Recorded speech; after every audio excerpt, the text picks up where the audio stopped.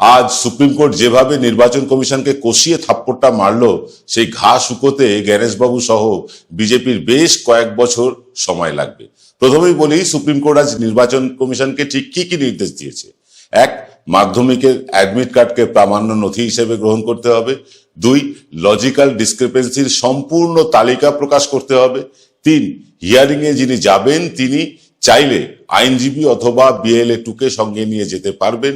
আর চার, নথি জমা দেওয়ার রসিদ সকলকে দিতে হবে। প্রয়োজন হলে পুরো হিয়ারিং প্রক্রিয়াটাই আরো একবার করতে হবে।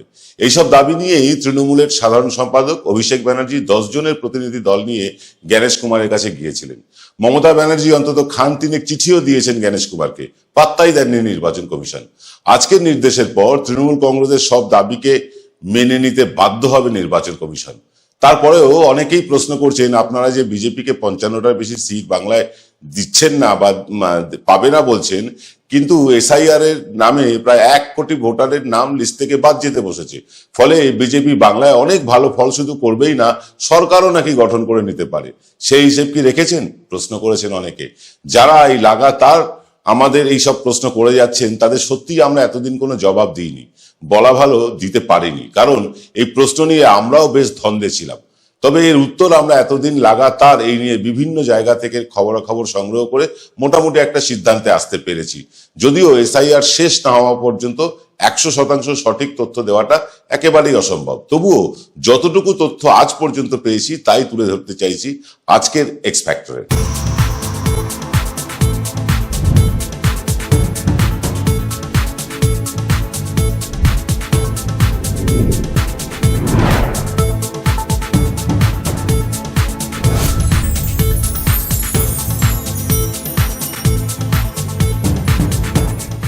নমস্কার, শুভ সন্ধ্যা। আমি আপনাদের প্রবীর বিশ্বাস, দেখছেন এক্স ফ্যাক্টর।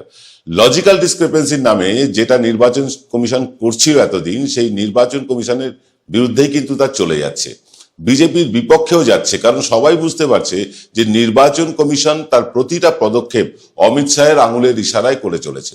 আর অমিত শাহ সেটাই নির্বাচন কমিশনকে নির্দেশ দিচ্ছেন, যা বাংলা থেকে বিজেপি জেতার পথকে সুগম করবে বলে মনে করছেন বাংলার নেতারা। এটা ঠিক, বাংলায় যেসব তুগলকি নিয়ম একের পর এক চালু করেছে নির্বাচন কমিশন, তাতে অন্য রাজ্যে সেটা করেনি, অন্য রাজ্যে সেটা হচ্ছে না। তার একমাত্র কারণ, বাংলায় শাসক দল যেরকম সিরিয়াসলি এসআইআর কে অনেক আগে থেকেই নেমেছে, কোমর বেঁধে নেমেছে বলা যায়, এবং প্রতি পদে নির্বাচন কমিশনকে বাধ্য করছে দেশের আইন মেনে চলতে। অন্য রাজ্যে সেই রকম প্রতিরোধ সংগঠিত সিস্টেম বিজেপি বিরোধী দলগুলো করে উঠতেই পারেনি। তৃণমূল প্রায় 2 লক্ষের ওপরে ক্যাডার নামিয়ে দিয়েছে এই এসআইআর প্রক্রিয়ায় মানুষের ভোটাধিকার ছিনিয়ে নেওয়ার বিরুদ্ধে। তাই এই রাজ্যে ভোটার তালিকায় গড়মিল করে ভোট চুরির যে চেষ্টা বিজেপি করতে চেয়েছিল মহারাষ্ট্র, দিল্লি, হরিয়ানা, বিহারের কায়দায়, সেটা প্রায় 90%ই রুখে দিয়েছে রাজ্যের শাসক দলের নেতা অভিষেক ব্যানার্জির টিম। যে 10% বাকি আছে এখনো, সেটাও এসআইআর শেষ হওয়ার আগেই তারা শেষ করতে পারবে বলেই মনে হচ্ছে, সেরকম খবরও আছে। যাই হোক, লক্ষ্য করে দেখুন যে 1 কোটি রোহিঙ্গার গল্প যে বিজেপি যেটা বাজারে রটিয়েছিল, স্বয়ং প্রধানমন্ত্রী নির্বাচনী প্রচারে এসেও তার নাম গন্ধ নিলেন না, রোহিঙ্গা শব্দটাই উচ্চারণ করলেন না। একজন রোহিঙ্গাকেও বাংলায় এখনো পর্যন্ত খুঁজে পাওয়া যায়নি, আর সে সম্ভাবনাও নেই। এখন হাতিয়ার হচ্ছে ঘুষপেটিয়া, অর্থাৎ অনুপ্রবেশকারী। প্রধানমন্ত্রী থেকে শুভেন্দু পর্যন্ত সেই একই রা। কিন্তু এই ঘুষপেটিয়া কারা? আসুন সেটাই একটু খুঁজে দেখবো এবার। বাংলাদেশের থেকে অবৈধভাবে যারা এই বাংলায় এসে বসবাস করছেন, তারাই হচ্ছেন ঘুষপেটিয়া বা অনুপ্রবেশকারী। কিন্তু তারা কি 1 কোটি মুসলমান? না, 1 কোটি বাংলাদেশি ঘুষপেটিয়া হয়তো এই রাজ্যে ঢুকে পড়েছে।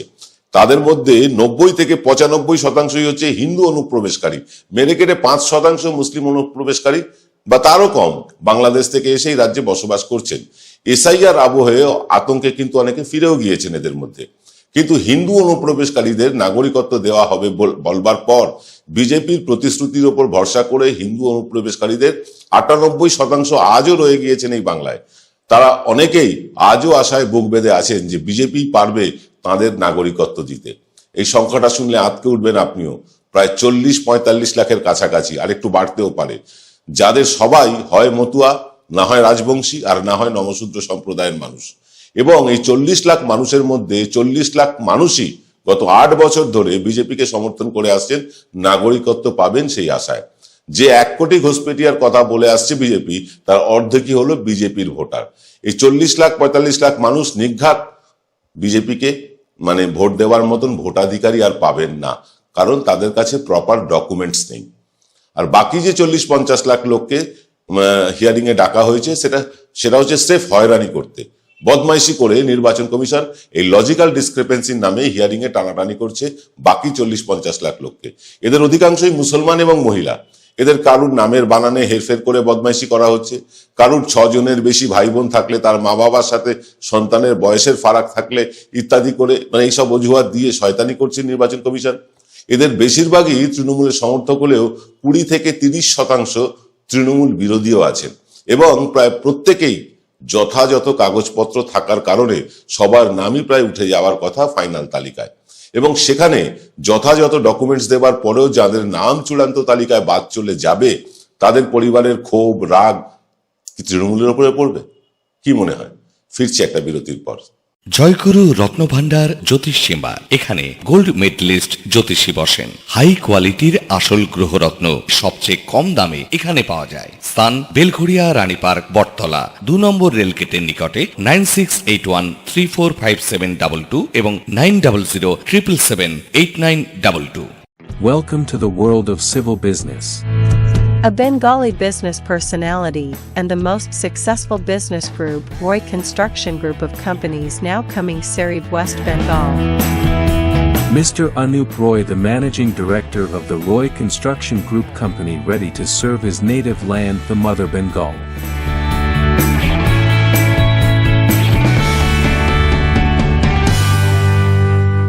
এবার সাধ্যের মধ্যেই হবে মধ্যবিত্তের স্বাদ পূরণ।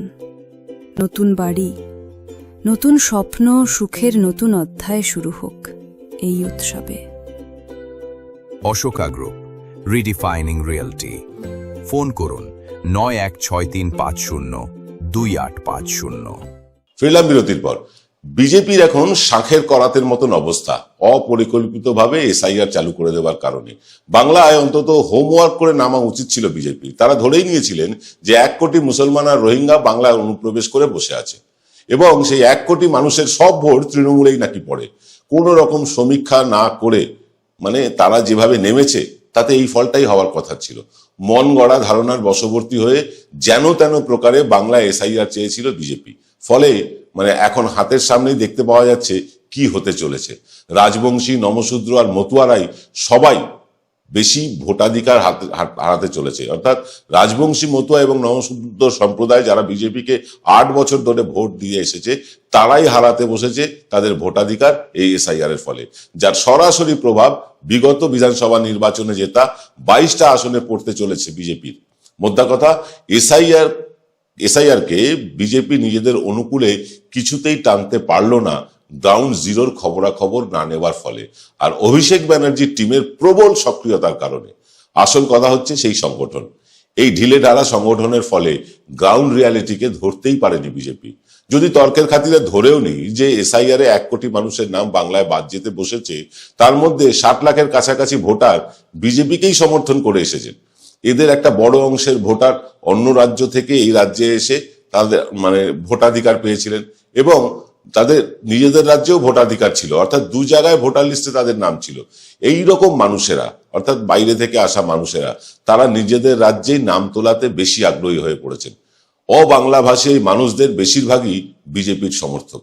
তাই এসআইআর বিজেপিকে কোনো ডিভিডেন্ড তো দিলই না, উল্টে বড় সড়ো ধস নামালো বিজেপিরই ভোট ব্যাংকে।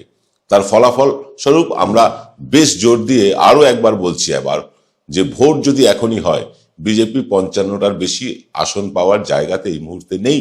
তবে ভোট এখনো মাস 3 বাকি। এই 3 মাসের মধ্যে রাজ্যে যদি বড় সড়ো কিছু ঘটে যায় তাহলে অন্য কথা, কিন্তু বর্তমান অবস্থায় যদি বজায় থাকে, বিজেপি 50-এর নিচে নেমে গেলেও অবাক হবার মতন কিছু হবে না। সকলে ভালো থাকবেন। নমস্কার।